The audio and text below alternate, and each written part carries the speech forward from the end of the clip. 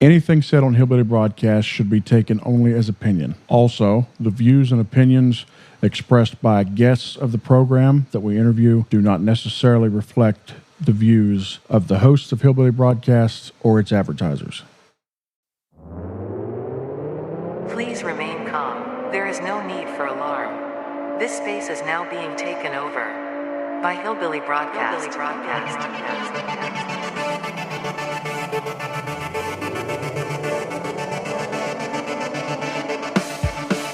So Joe Rogan has me questioning whether the moon landing was real or not. I do enjoy a good conspiracy theory. That has never been one that's been at the top of my list, but he had a very interesting interview that was released today with a guy by the name of Bart Sibrel. I forgot how you say his last name. Very cool, very interesting. The guy, Bart, you can tell he's a true believer, and some of the things that he says is proof. After Joe kind of pushes back on him a little bit, you realize, okay, this is more in the line of evidence. This is not proof. So I think he grasped at straws on a lot of things, but overall, very interesting interview and some stuff that really made me think. I'm not sure I really care, actually, but it's an interesting topic. Very interesting topic. I have two things I want to cover today. One of them is that Marvin Mosley was sentenced. I want to get to that. But first, an article off of FoxNews.com says that a former GOP congressman crashes into Florida Highway Patrol vehicle in an alleged road rage incident.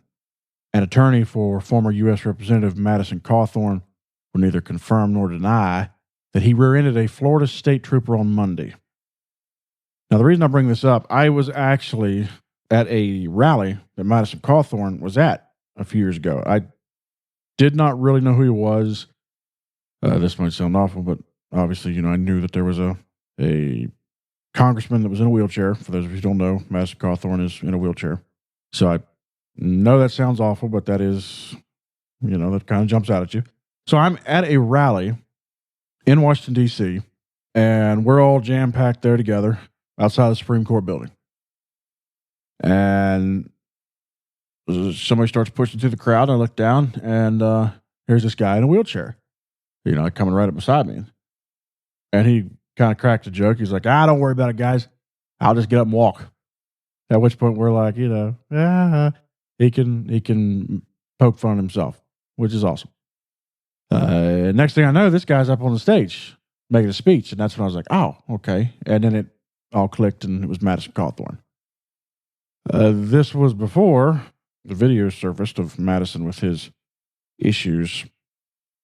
So Madison got voted out of North Carolina. I'm trying to remember the exact thing that happened. It was something to do with, it was a video of him, I don't know, like naked or something like that. Very strange. Actually, does it say in this article what he was doing when he got voted out? Because I think he lost in his primary, if I'm not mistaken. There we go. From the article here, once seen as a rising star in the GOP, Cawthorn's tumultuous term in office was as brief as it was controversial. He infamously claimed to have been invited to orgies on Capitol Hill, a story he later retracted after meeting with then House Minority Leader Kevin McCarthy. During his time in office, Cawthorn also faced allegations of insider trading, improper payments, and was detained but not charged for attempting to take a handgun through a North Carolina airport. He previously had been charged twice with driving with a revoked license. Hey, listen, we all have our bad days. You know what I mean? Cawthorn lost the 2022 Republican primary, to Representative Chuck Edwards, who went on to win in the general election. When reached for comment, Cawthorn, okay, now they're going back to the other one. Now, he lost his primary because, let's do a quick Google search here, because that was not exactly all the detail I was looking for. Okay, here we go. SmokyMountainNews.com. Headline on this: graphic video shows Representative Cawthorn in compromising scene. Yet another video that depicts embattled Western North Carolina Republican Madison Cawthorn in a compromising situation has surfaced, according to a story first reported May the 4th by the News and Observer. The story cites that American Muckrakers PAC, better known as FireMadison.com, as the source of the video. That is a very interesting name. I'm not going to lie. A statement on the FireMadison.com website says the video was sent to the PAC by a former supporter who asked to remain anonymous. The PAC has mercilessly hounded Cawthorn with ethics complaints, leaked audio from whistleblowers, and other grievances since shortly after Cawthorn was elected.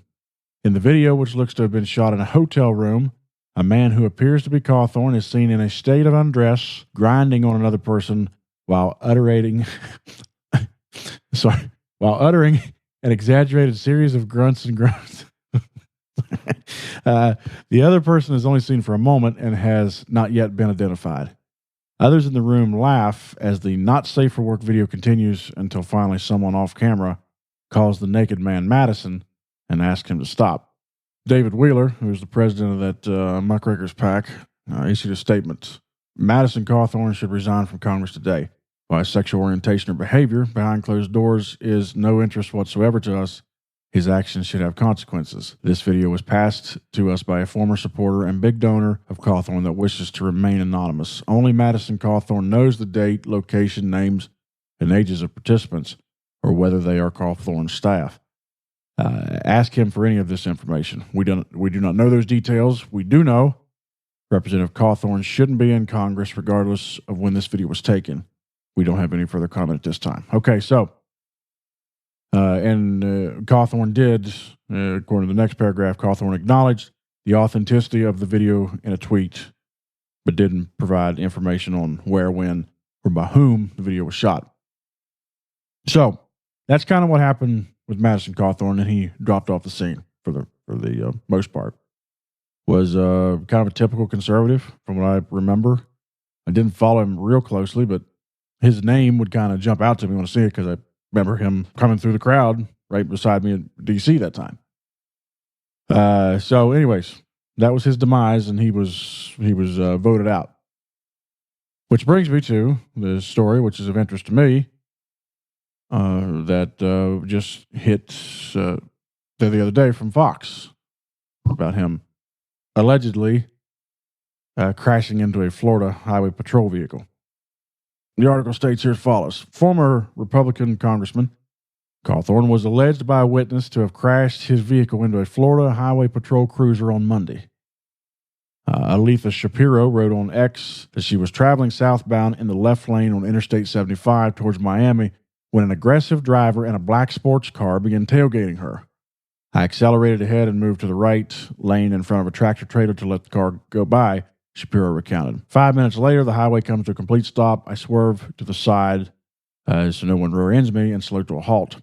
Suddenly, the car door opens and a man in a wheelchair rolls out. At the same moment, I have to navigate around his car, and I look ahead to see the officer exiting from his rear-ended vehicle, holding his neck in the left lane as well. Shapiro identified Cawthorn as the driver and shared the video that purports to show him conversing with the state trooper.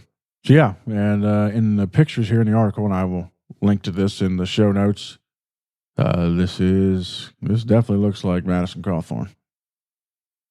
Apparently, he is living down in Florida somewhere, I do believe. At least I think that's what I'd read, that he's residing in Florida. So, Tracy, apparently he's your problem down there now. I mean, a man's life must not be too bad if he's driving a Mercedes and hanging around in Florida. How old is he? He's not, I think he's still in his 20s, 28 years old, and lives in, how do you say that, Cape Coral, Florida. So I found that, I don't know, it's kind of interesting to see. That was, that's a prime example of somebody that just, they had a rise and then a violent fall. Anyways, Madison, wish you the best, bud. Hope you turn around. All right, on to our next topic. This is from scoopnews.com. Former pastor sentenced for sexually assaulting 3 juveniles in Schuylkill County. A man charged last year with sexually assaulting children in West Penn Township was sentenced this week. This is, by the way, the date on this is March 28th of 24. On Tuesday, Marvin Mosley was sentenced by Judge Charles Miller to 6 months to 23 months in Schuylkill County Prison after he admitted to sexually assaulting 3 children over a decade ago. Mosley had admitted to the crimes when he was questioned by West Penn Township Police after a 26-year-old victim came forward in early 23. The victim told police that she, along with 2 others, were assaulted by Mosley at a farm where he was staying at the time. This is, of course, a little refresher. This Marvin Mosley was a CHM preacher, and we covered him on an earlier episode when this news broke that he had been arrested. So you can go back and kind of listen to that one if you so desire to refresh as far as all the details. But this man committed some disgusting acts, and I find it also quite disgusting. I might as well say it, that the only thing he got was 6 months to 23 months as far as jail time. 6 months to 23 months for sexually assaulting 3 children. And man, I don't get that. That is very frustrating. But at least there was, in my opinion, some measure of justice done here. And he's being held accountable for what he did. And that's that.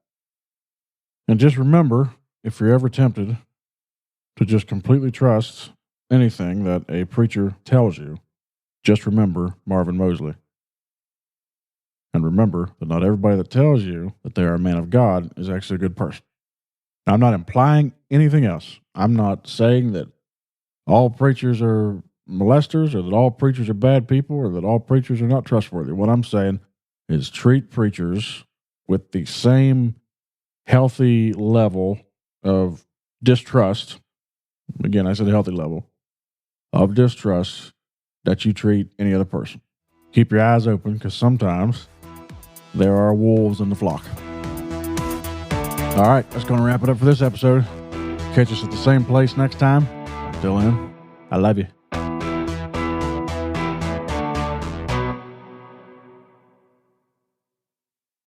Anything said on Hillbilly Broadcast should be taken only as opinion. Also, the views and opinions expressed by guests of the program that we interview do not necessarily reflect the views of the hosts of Hillbilly Broadcasts or its advertisers.